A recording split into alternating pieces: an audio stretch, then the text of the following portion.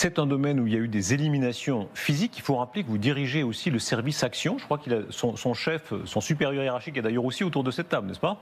Ça peut lui arriver d'être dans cette salle, en effet. Donc ça, c'est le service action qui mène des opérations clandestines, y compris d'élimination physique, de tuer des gens. Je crois que vous appelez ça pudiquement entrave physique, c'est ça?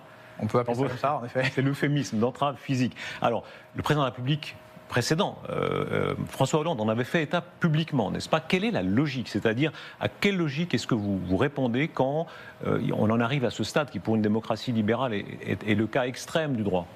Deux séries d'éléments.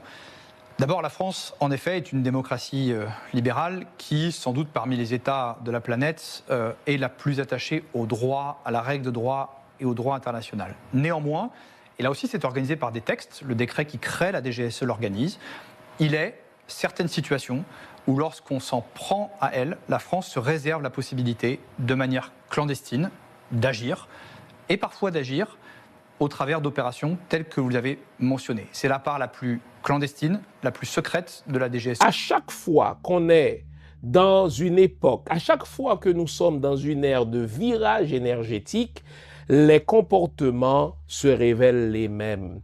À chaque fois que nous sommes dans un moment de virage énergétique, les vieux atavismes, les vieux réflexes des peuples occidentaux, ce qui consiste à voler, ce qui consiste à piller le continent africain, ce qui consiste, n'est-ce pas, à assassiner ceux qui sont plus lucides, ceux qui sont plus conscients, n'est-ce pas, de leurs enjeux inavouables, eh bien, les réflexes restent les mêmes.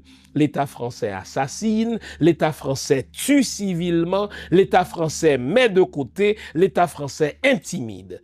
Le message que la France veut envoyer, n'est-ce pas, à nous autres Noirs, à nous autres, n'est-ce pas, Africains, ne se limite pas à Nathalie Yamb. Ce message-là ne se limite pas à Kémy Séba. Ce message-là ne se limite pas à Franklin Yamsi. La France est en train de nous dire, à nous les Noirs, les États-Unis sont en train de nous dire, le Canada, n'est-ce pas, est en train de nous dire, et on verra comment les tactiques sont les mêmes. Si vous vous donnez pour mission, en tant qu'influenceur, de travailler à l'éveil de conscience de votre population, eh bien, vous serez tout simplement sanctionné, vous serez tout simplement puni, parce que la liberté d'expression n'est pas une notion qui a été conçue pour vous les Noirs, la liberté d'opinion n'est pas un concept, n'est-ce pas, qui a été pensé pour vous les Noirs, c'est un concept ou c'est une notion qui a été pensée pour nous les Occidentaux, et quand vous vous avisez en tant que Noirs de vous réclamer de la liberté d'expression, de vous réclamer de la liberté d'opinion, vous serez tout simplement puni. Car l'Afrique doit rester cette jungle dans laquelle les Occidentaux pillent allègrement, dans laquelle les Occidentaux, n'est-ce pas, font ce qu'ils veulent. Haïti doit rester ce pays immensément riche dont les ressources doivent constituer la réserve stratégique des États-Unis. Le mode opératoire des colons terroristes européens est standard depuis les années 50. Ils traquent, ils appauvrissent, ils emprisonnent, ils exilent. Et avant de passer à l'élimination physique pure et simple, qui sera la prochaine étape qui m'attend, on recourt à l'assassinat de caractère. Et quand des dirigeants se révoltent contre cela, eh bien la France les supprime. Ainsi donc, plus de 21 chefs d'État africains ont été supprimés par les services secrets français.